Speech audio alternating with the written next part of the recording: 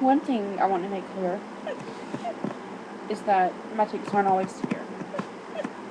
Well, okay, this is considered severe, but they're not always debilitating.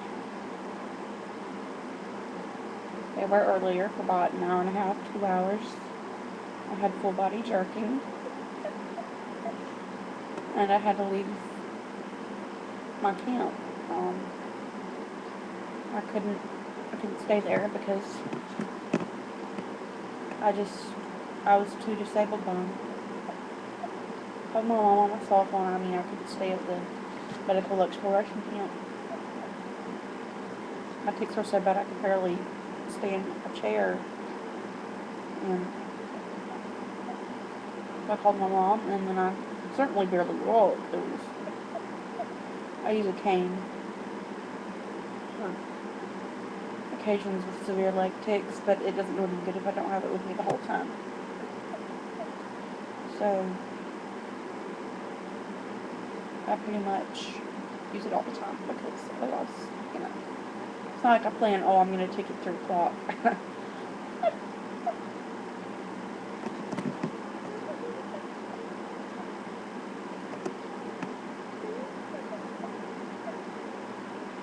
I don't know. I've had a pretty good last few weeks. I went surfing.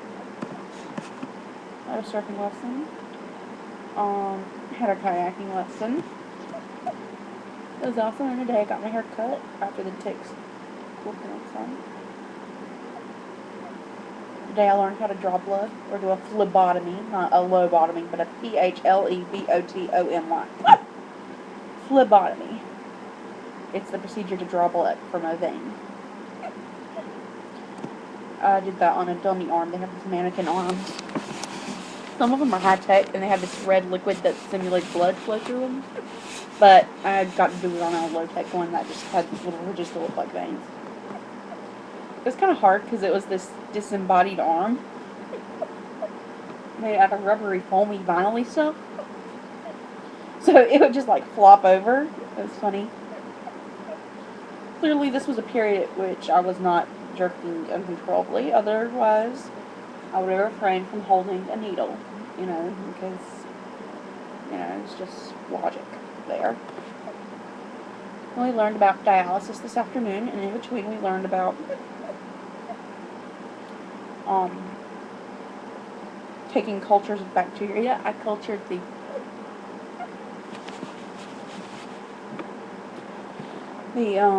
vending machine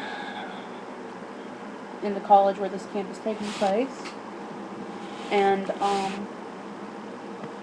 also I'm gonna see how that grows. I can't wait to see the culture medium Thursday when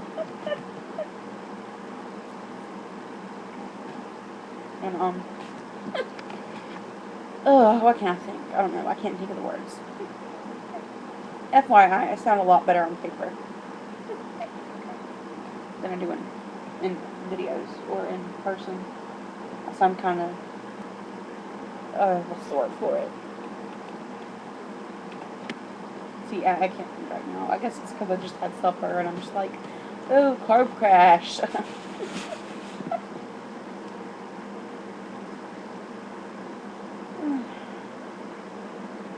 Learned about surgical gowning, we being me and the other campers. It's a medical exploration camp.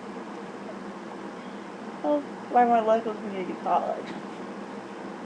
They're pretty cool about the tics. The instructors are all nurses.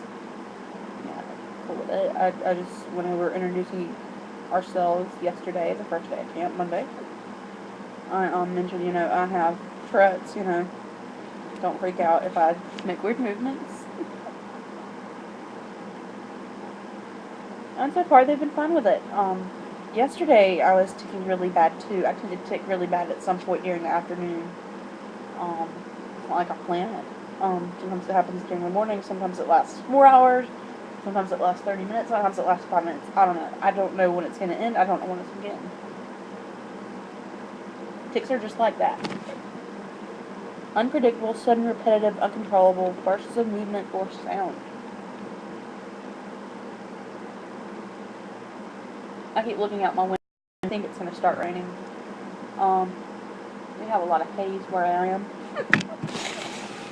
Well, that doesn't much good because all the glare, but you can see all the dirt piles in the front yard. But anyways, there's a lot of haze here because there's some forest fires. I'm not sure quite where they are in the state, but they're putting off a lot of smoke because it's making a lot of haze even here. So, although the screen just wobbled just because I had a leg pick.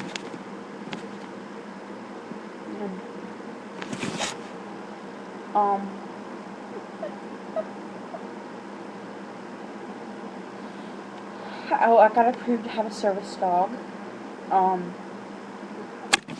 Really quite exciting because this can perform functions that will help me be more independent, including, but not limited to, a balance aid. Dogs are trained to brace at the shoulder. Brace so somebody can put their weight, put their hand on, like, on their shoulder and help keep balance that way. Help people get up off the floor if they have, or things if they're subject to frequent falls.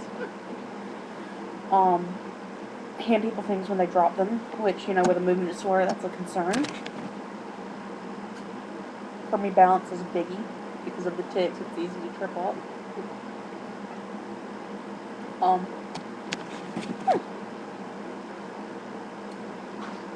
And it can also be trained to do deep pressure by sitting on you. And the lady who works at the organization is going to work on getting the dogs comfortable with the types of movements and sounds I make. I guess she's going to emulate my tick. My mom was videoing me this afternoon when I called her because she wants, the woman at the organization for the service dog wants to see my severe ticks in situ, so that she can work on training the dogs to be comfortable with that type of movement and sound. Also, when I'm in a wheelchair, they can be trained to open doors and pull the wheelchair and get things out of the bag off the back of the wheelchair. Because if you've ever been in a, well, okay, you probably haven't been in a wheelchair. Imagine sitting in a high back chair and not being able to get up and having to get something out of a bag draped over the back of your chair. It's difficult, to say the least. They can also be trained to go get help, to cue people to certain stimuli or environmental factors. Like, I would get mine to maybe get between me and anything really hard when I was jerky. That way my legs wouldn't bang into it, so I couldn't get hurt. Because incidental injuries like that are a part of what the hazards of my movements are. I probably haven't mentioned it, but I got my permit, not my driver's license, so I'll be here. Even though I'm 16, most people my age have their license in my state. I didn't finish driver's ed until I was 16 because of the ticks. Last year, my ticks combined with anxiety, I just wasn't ready. I couldn't have made it through driver's ed last summer, so I did it this winter and spring. It's almost 10 minutes, so that's going to be it for right now.